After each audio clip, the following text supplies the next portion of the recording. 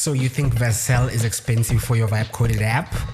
And you need a server with a predictable pricing, a shared VPS, a VPS, a dedicated VPS, a VDS, or a bare metal server? Where do you even start? Well, you are in luck because I'm here to demystify this chicanery for you. Lots of you have never had to manage an actual server. Your whole software development career, you've been reliant on the likes of Vercel, Supabase, Firebase, and Upright, and you thought they were a peace of mind. You never had to manage an actual server. Your job was to ship, and ship. But the truth is, it comes a time in the life of a broke builder where they are facing a $20,000 bill from Vercel, and it's not nice. The peace of mind evaporates the moment your app goes viral. You will hear legends of the game tell you about something called, virtual private servers. It comes with a predictable pricing, they say. It's cheap, they say. It's only $3 per month, they say. You just have to manage the server, they say. Well, you go around digging, looking to find this hosting utopia they speak about. And unfortunately for you, you find that there's an entire world out there littered with some purposefully opaque terminologies. It's confusing. You ask yourself, will my insanely viral app be fine with a shared or dedicated VPS? In fact, you ask yourself, what is a VPS? How is it different from a VDS or a bare metal server? And they love the name bare metal. It sounds badass. It makes you feel like you're a real engineer, like you will get your hands dirty. Well, fortunately for you, I'm going to cut through the smoke screen and tell you which one is right for you. First of all, what even is a server? Well, it's just a computer, just like the one you're watching this video on. Some of you may be confused, and yes, your smartphone is a computer. Server computers are a bit different though. They don't have a screen usually, or a monitor like your laptop does. They are put in a data center in the middle of nowhere. To access this computer remotely, you have to use the SSH protocol. Well, this server has an operating system just like your laptop. When you remotely access it, the process is just as if it were your own laptop or computer, although with a few caveats, obviously. The server companies are the real capitalists. They implemented something economists call price discrimination. With price discrimination, essentially you slice and dice the pricing of a product or a service so it's affordable to as many people of different budgets as possible. When a company price discriminates and while retaining a monopoly on the industry, it leaves no money on the table.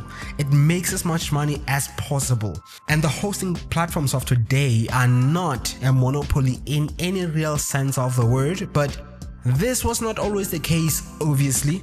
Well, the question you might be having is, how does one slice and dice a computer? Well, they use something called virtualization, hence the name virtual private server. Virtualization is a way to isolate multiple operating systems in a single hardware.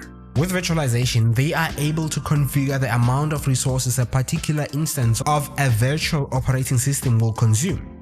So, in this case, when the computer is virtualized, a user doesn't log into the real hardware anymore. They log into a virtualized environment within the real hardware.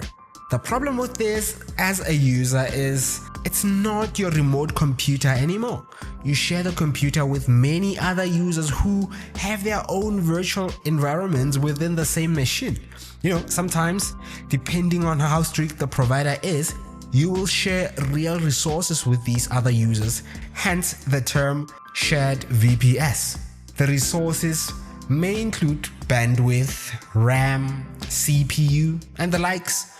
Well, if the other users are using a lot of these resources, you will suffer. And yes, with a VPS, sometimes you suffer without doing anything. This is critical in the web hosting space because the resource consumption depends on the end user. You know, the people who will be accessing your apps. If you are unluckily put on a computer with a user who hosts an app that is more viral than yours, well, the performance of your app will degrade, obviously. I mean, your app will become so slow or even fail to fulfill requests, and this will affect your uptime, obviously. What I've just described, right, is guaranteed to happen. The platforms just don't tell you this. You see, for them to make money while charging you $8 per month for a VPS, they need to fit as many virtual private servers within a single computer hardware as possible.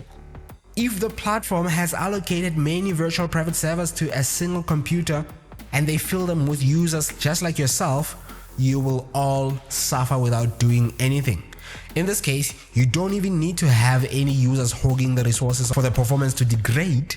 Just on a per capita basis, the computer resources will be stretched. There's a name for this phenomenon and it's called overselling. It's just like how low-cost airlines overbook their seats just in case not everyone shows up, but if everyone shows up, the plane runs out of seats and some people will need to disembark and wait for the next one.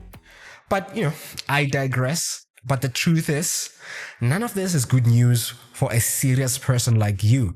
And that's why they invented something they call a dedicated VPS.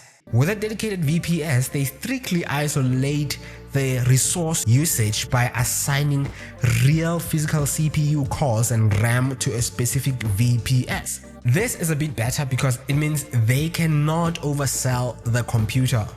After all, there's only so many CPU cores within a computer hardware. But you know, with this dedicated VPS, there comes a steeper price tag, I must say. However, it doesn't mean you don't share the computer with other users anymore. The word dedicated just means you are now guaranteed the availability of some resources. They are just reserved for you, only you, right? If you need the whole computer to yourself without any virtualization or sharing with other users, they have a sexy name for that, and it's called a bare metal server. The bare metal server costs an arm and a leg, and I must advise that it's not for mere mortals like you and I. It's simply not worth the money unless your vibe coded app is serious and is making money. Otherwise, the bare metal is a money pit. Now, with all that I've just said, does self-hosting still appeal to you? Should you even entertain the thought? Well, I'm going to tell you this as someone who has been self-hosting since 2023. I've only recently begun to question it all because first of all, I'll acknowledge my failures. You know, I have failures myself. I haven't had a viral app in the time since 2023. So in a sense, all my self-hosting pursuit meant a lot of money was being spent and a lot of maintenance time was being invested in unproductive hobbies. I look back and I think I'd be far if I had just used hosted services like Supabase to host all my apps. My advice to anyone who is afraid of the unpredictable budgets of serverless environments is to think about what you're hosting. Are you hosting an app that is not viral? Or is it viral? You know, does it even have traffic that is pushing the free tier of your serverless infrastructure's provider? Well, if the answer is no, do not self-host at all. However, if the answer is yes, well, you know, it begs the question of whether the self-hosted server you move to is powerful enough to handle the traffic while keeping the costs lower than if you had remained on the serverless infrastructure. Well, I mean, you can hear that it's all far more nuanced. I have indicated that although you may find a server that is $3 per month, it most likely isn't enough for someone hosting a site with a sizable, steady traffic. At the very least, at this traffic level of a viral app, you would need a VDS, a virtual dedicated server. And it's not cheap. It's certainly not $3 per month. And that's what the die-hard fans of self-hosting do not tell you.